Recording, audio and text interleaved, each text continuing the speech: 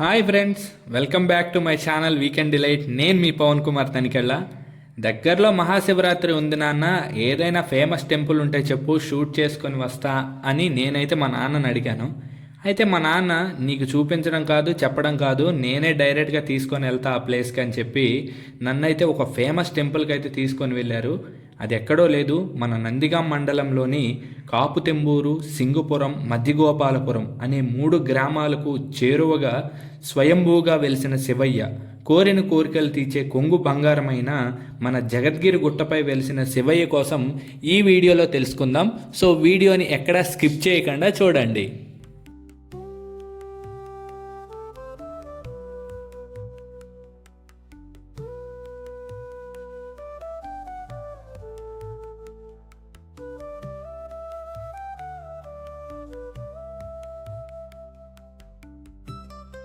గుట్టకి ఆనుకొని ఉన్న మర్రి చెట్టును చూస్తే మనకు అర్థమవుతుంది. ఎందుకంటే దాదాపు 100 సంవత్సరాల చరిత్ర ఈ చెట్టుకు ఉందట అని ఆ పూజారి మరియు గ్రామస్తులు నాకైతే చెప్పడం జరిగింది. చెట్టుకే 100 సంవత్సరాల పైచిలుకు చరిత్ర ఉంటే మరి గుడిలో శివయ్యకు ఎంత చరిత్ర ఉండాలి? ఈ ఆలోచన మీకు ఖచ్చితంగా వస్తుంది.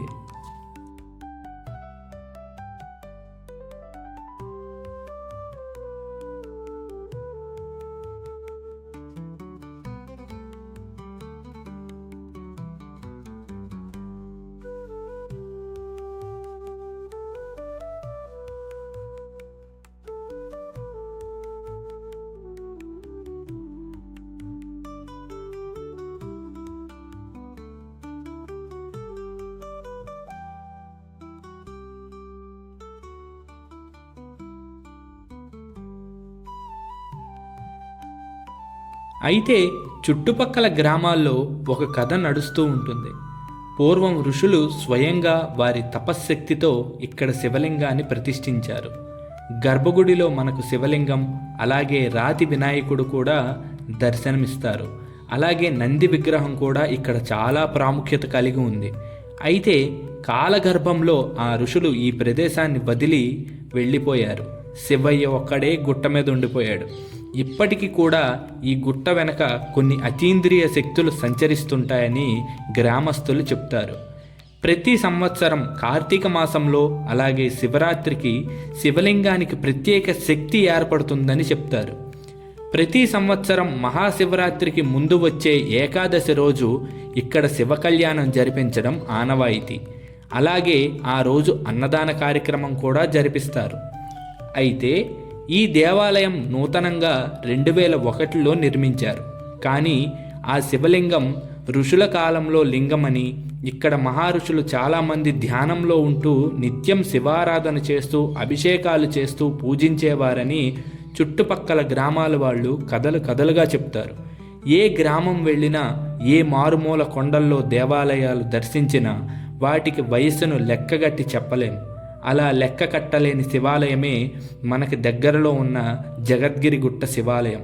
ఇక్కడికి వచ్చిన వారికైనా, శివయ్యను దర్శించుకున్న వారికైనా ఈ ప్రాంతాన్ని వదిలి వెళ్ళాలని అనిపించదు.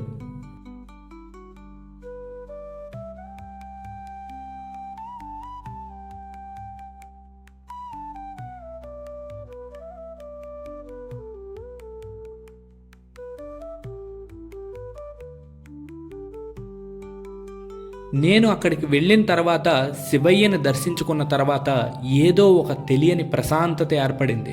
ఎన్నో టెన్షన్స్తో హడావిడిలో ప్రతిరోజు తిరిగే మనకి నిజంగా ఈ స్వామిని దర్శించుకున్న తర్వాత ఒక కొత్త శక్తి, ఉత్సాహం కూడా వచ్చినట్టు అనిపించింది.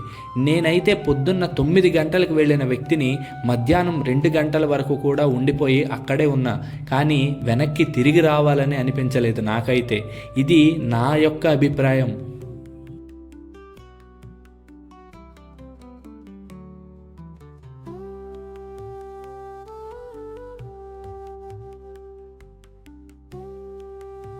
అలాగే ఇక్కడికి వచ్చిన చాలామంది మొదటిసారిగా వచ్చిన వెంటనే చెప్పిన మాట ఏంటంటే, ఇక్కడికి వచ్చిన తర్వాత వెళ్ళాలనిపించడం లేదు అని అంటారు.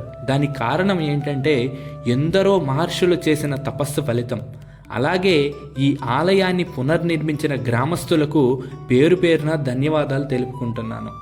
ఈ వీడియో మీకు నచ్చినట్టయితే లైక్ చేయండి. ఈ జగద్గిరి గుట్ట దర్శించుకున్న వారైతే ఓం నమఃశివాయ అని కామెంట్ చేయండి.